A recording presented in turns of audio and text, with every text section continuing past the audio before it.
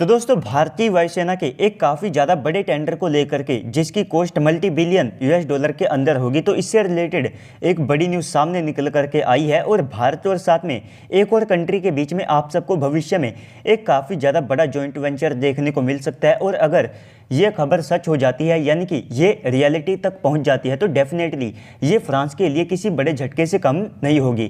क्योंकि दोस्तों आप सबको याद होगा कि कुछ ही दिन पहले भारतीय वायुसेना ने एमटीए प्रोग्राम को लॉन्च किया, यानी कि हमारी वायुसेना मीडियम ट्रांसपोर्ट एयरक्राफ्ट को खरीदना चाहती है और इनकी जो संख्या है वो लगभग 80 के आसपास तक हो सकती है। तो ये जो 80 एयरक्राफ्ट हैं ये भारतीय वायुसेना की ट्रांसपोर्ट की नीड्स को पूरा करेंगे। तो इसके लिए अभी तो भारतीय वायुसेना को 3 की संख्या में बिड्स मिली है, यानी कि 3 कंपनियों ने भारतीय वायुसेना को अपना रिस्पॉन्स दिया है। तो अभी भी यहाँ पर 31 मार्च तक जो बाकी कंपनियां हैं ये अपनी बिड को दे सकती है। लेकिन अब बताया ये जा रहा है कि भारत की एचएएल और साथ में जो ब्राज़ील कंट्री है तो इनकी एम्ब्रेयर कंपनी के साथ में मिलकर के दोनों देश एक काफ़ी ज़्यादा बड़े जॉइंट वेंचर को सेटअप कर सकते हैं। और ब्राज़ील का भारत को जो ऑफर है वो यहाँ पर काफ़ी ज़्यादा अट्रैक्टिव लगता है। तो अगर भारत यहाँ पर ब्राज़ील के साथ में जाता है तो डेफिनेटली ये फ्रांस के लिए एक काफ़ी ज़्यादा बड़ा झटका होगा। तो अब आपके मन में ये सवाल भी आएगा कि आज ही हम भारतीय वायुसेना के इस टेंडर को लेकर के या फिर इस टॉपिक को लेकर के बातचीत क्यों कर रहे हैं। तो देखिए दोस्तों, इसका एक बड़ा कारण ये है कि भारतीय वायुसेना ने अपने एमटी टेंडर के लिए जो आरएफआई को जारी किया था तो उसमें ब्राज़ील की एम्ब्रेयर कंपनी ने भारतीय वायुसेना को अपना C-390 एयरक्राफ्ट एक ट्रांसपोर्ट एयरक्राफ्ट के तौर पर ऑफर किया है। तो इसमें सबसे बड़ी डेवलपमेंट ये है कि ये कंपनी ये चाहती है कि एचएएल के साथ में मिलकर के ये एक जॉइंट वेंचर को सेटअप करे और इसके लिए जो ऑफिशियल प्रपोजल है वो भी जल्दी भारतीय सरकार या फिर हमारी एचएएल कंपनी को मिल जाएगा। तो यहाँ पर ये कंपनी सहमत हो चुकी है कि इनके ये जो C-390 एयरक्राफ्ट है इनको भारत के अंदर लोकली प्रोड्यूस किया जा सके। तो इससे भारतीय वायुसेना के लिए भी काफ़ी ज़्यादा आसानी होगी। इन एयरक्राफ्ट की जो मेंटेनेंस है उसको भारत के अंदर किया जा सकता होगा और इनके पुर्जों यानी कि इनके पार्ट्स को लेकर के कभी भी भारतीय वायुसेना को आने वाले समय में किसी भी प्रकार की समस्या का सामना नहीं करना पड़ेगा। तो यहाँ पर इस कंपनी ने भारत को ये जो ऑफर दिया है ये काफ़ी ज़्यादा अट्रैक्टिव है। इसी के साथ में यहाँ पर भारतीय वायुसेना की जो डिमांड है कि हमको एक ऐसा ट्रांसपोर्ट एयरक्राफ्ट चाहिए जो कि 18 से लेकर के 30 टन पेलोड को अपने साथ कैरी करने में कैपेबल हो।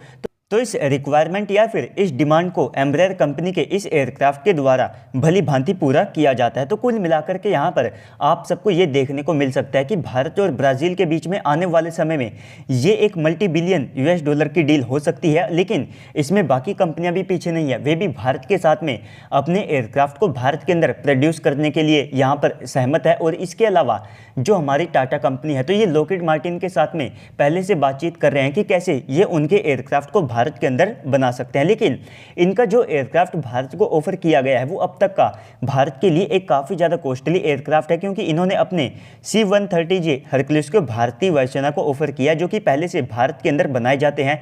लेकिन इनकी जो कॉस्ट है वो लगभग 50 से लेकर के 55 मिलियन यूएस डॉलर के आसपास की अभी के लिए भारतीय वायुसेना को बताई गई है। और इसके अलावा हमारे इस टेंडर में एयरबस कंपनी भी पार्टिसिपेट कर रही है, जिसमें सबसे ज़्यादा हिस्सेदारी आप सबको फ्रांस की देखने को मिलेगी।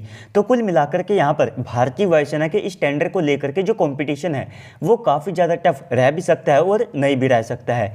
रह ऐसे सकता है क्योंकि इस डील की जो कॉस्ट है वो मल्टी बिलियन यूएस डॉलर के आसपास है, जिसके चलते हर कंपनी यही चाहेगी कि भारतीय वायुसेना की ये डील उनको यहाँ पर सौंप दी जाए। लेकिन इंडियन एयरफोर्स ने अपनी जो RFI यहाँ पर रिलीज़ की थी तो उसके रिस्पॉन्स में अभी तक भारत को केवल 3 कंट्रीज या फिर 3 कंपनीज के द्वारा ही बिड्स को दिया गया है। तो इस कारण से हो सकता है कि इस टेंडर में जो कंपटीशन है वो आप सबको थोड़ा बहुत कम दिखाई दे। लेकिन यहाँ पर एक सबसे ज़्यादा बड़ी बात और साथ में पॉजिटिव थिंग ये है कि यहाँ पर जितने भी एयरक्राफ्ट भारत को ऑफर किए गए हैं तो ये काफ़ी ज़्यादा कैपेबल है, काफ़ी ज़्यादा नए हैं और ये भारत की जितने भी डिमांड्स हैं उनको पूरा करते हैं। यानी कि हम किसी भी एयरक्राफ्ट को यहाँ पर सिलेक्ट करते हैं तो इससे हमें ही अपनी कैपेबिलिटीज़ को बढ़ाने का मौका मिलेगा और बाकी कंपनियां भारत की सारी शर्तों को मानने के लिए तैयार है और अपने एयरक्राफ्ट को हमारे देश के अंदर लोकली प्रोड्यूस करने के लिए तैयार है। तो इससे हमें भी एक काफ़ी ज़्यादा बड़ा एडवांटेज मिलता है, क्योंकि इनके जो सारे एयरक्राफ्ट है ये ऑलमोस्ट भारतीय वायुसेना की सारी डिमांड्स को पूरा करते हैं। तो इससे अगर हम चाहें तो यहाँ पर जियोपॉलिटिक्स का एक एंगल ऐड कर सकते हैं, जिससे कि हमारे रिलेशन जिस कंट्री के साथ में जितने ज़्यादा स्ट्रॉन्ग है या फिर जिसके साथ में हम अपने रिलेशन को सुधारना करना चाहते हैं तो वहाँ पर हम इस डील को कर सकते हैं। तो दोस्तों ओवरऑल इस पूरी न्यूज़ के बाद अब आप सबको क्या लगता है कमेंट सेक्शन में बताइएगा। साथ ही साथ अगर आपको वीडियो अच्छी लगी है तो वीडियो को लाइक कर दीजिएगा। अगर आप चैनल के ऊपर पहली बार आएँ तो प्लीज़ से चैनल को भी सब्सक्राइब कर दीजिएगा। तो चलिए दोस्तों आज की इस वीडियो में इतना ही, मिलते हैं अगली वीडियो में, तब तक के लिए गुड बाय, जय हिंद।